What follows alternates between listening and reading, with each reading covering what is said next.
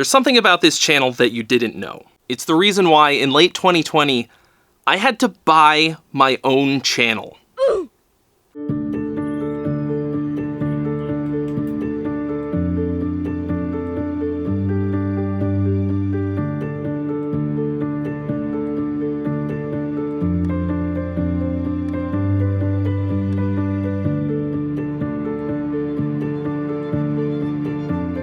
This channel was started over 8 years ago, if you can believe it, and it has since become my entire life. It's really easy to do when you absolutely love your job. This is the best job in the whole world. I don't just have the best job I've ever had, I have the best job. I can't believe that I get to do this for a living. It's crazy. It's like the perfect Venn diagram of all the things that I love, all in one place. Music, video, trying new things, teaching, being silly, and it still has not gotten old. I work in this crazy sick studio that I built to my own specifications, and I have everything that I could ever possibly need and then some. But it's also pretty stressful. I've burnt myself out several times and had to take long breaks. I kind of just got back from one of those. I didn't post for like a month. It's just one of those jobs where if I'm awake, I'm working. I'm working on videos and plotting the next one and all that kind of stuff. It takes a lot to make these videos. It takes a lot of work. It's basically like I have to make the videos to a certain quality because I know that I'm capable of doing it and because you've come to expect it from me. But it's more about me just needing them to be right. I have the capabilities to make it really, really good all the time. So it just takes a lot. I can't just like take my cell phone and shoot whatever, you know?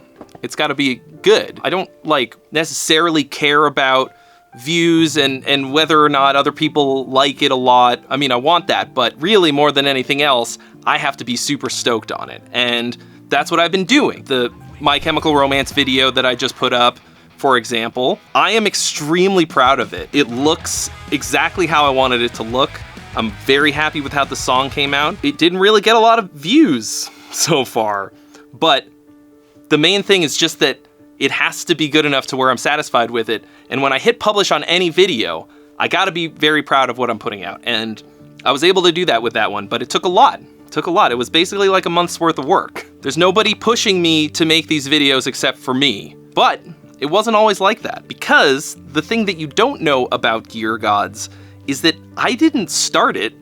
I was an employee of Gear Gods for 6 years. Most people are extremely shocked when I tell them that I started as a writer on the Gear Gods website. Wait a minute. Many of you may not even be aware that there is a website, but the website actually came before the channel. It was created by the dudes from Metal Sucks and Metal Injection, the two probably biggest metal news websites that are out there. And they hired me just as an additional writer after I sort of interviewed to be editor-in-chief, which they hired somebody else to do. But I just stuck around, kept doing the thing, and made myself indispensable. So at a certain point, the other guy quit, and I was the only dude for the job. I started doing gear reviews on the channel because that was basically the job. I never had any ambitions of any kind to be a YouTuber at all. But when I started doing it, I discovered that I loved it and that I'm really good at it. So it kind of became the whole thing for me. Then after a few years, the YouTube channel started to take off. And after a while, I started to realize that, like, I was building an empire, but I wasn't the emperor. It was time for me to do my own thing. And around the end of 2019, I decided that I was gonna make an offer on the whole Gear Gods brand. The channel, the website, the socials, all the content, everything. I went in with my pitch to my bosses when they were in town for NAMM 2020, and for many months, we negotiated. It was a very exciting and anxiety-inducing time, as you can imagine. But by the end of 2020, we signed the sale contract. I paid the rather large sum of money that we agreed upon, and I became the sole owner of the entire Gear Gods universe. It felt amazing. I love gear. I really do.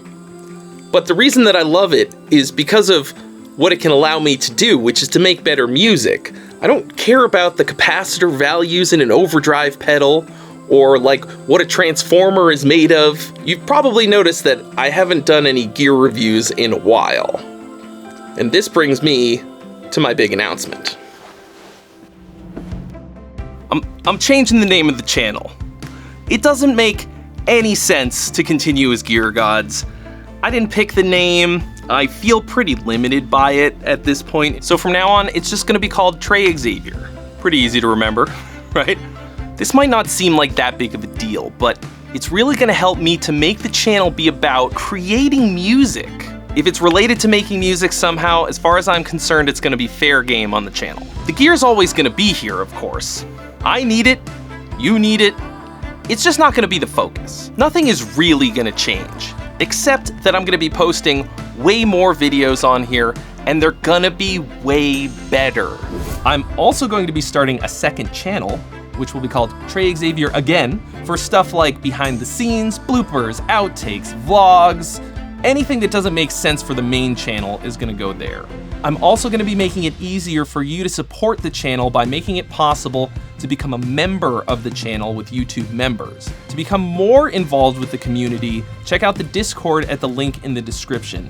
I've just been so very humbled by all of your incredible support over the past 8 years, and I'm going to continue being appreciative of your support moving forward. I'm not going anywhere. This is the thing that I love to do.